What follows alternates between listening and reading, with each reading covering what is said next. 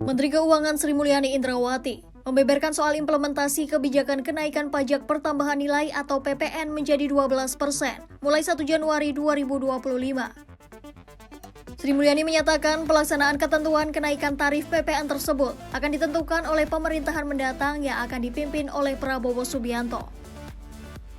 Hal tersebut disampaikan Sri Mulyani usai menyerahkan kerangka kebijakan ekonomi makro atau pokok-pokok kebijakan fiskal atau KEM PPKF 2025 kepada DPR. Sri Mulyani menegaskan dalam perumusan APBN 2025, pemerintah terus melakukan komunikasi dan konsultasi dengan perwakilan Prabowo.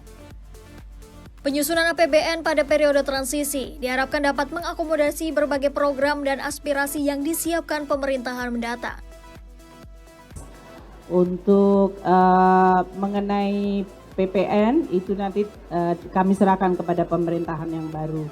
Untuk hal yang lain yang tidak terkait dengan KEM PPKF saya tidak komentar. Kita terus berkomunikasi dengan tim maupun orang-orang yang ditunjuk oleh Pak Prabowo sehingga apa yang kita tuangkan akan bisa sedapat mungkin memasukkan seluruh aspirasi sehingga pemerintah baru programnya dan prioritas pembangunannya tetap bisa berjalan tanpa harus menunggu waktu.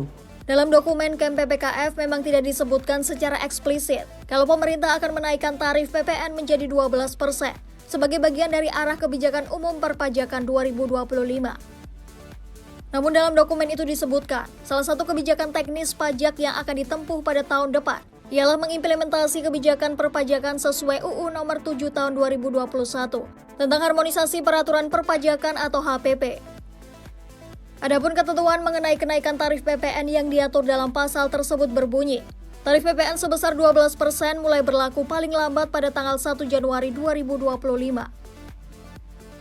Sementara itu, peneliti Center of Reform on Economic atau KOR Indonesia Yusuf Randy Manilet menyatakan, rencana kenaikan tarif PPN harus dilakukan di momentum yang tepat.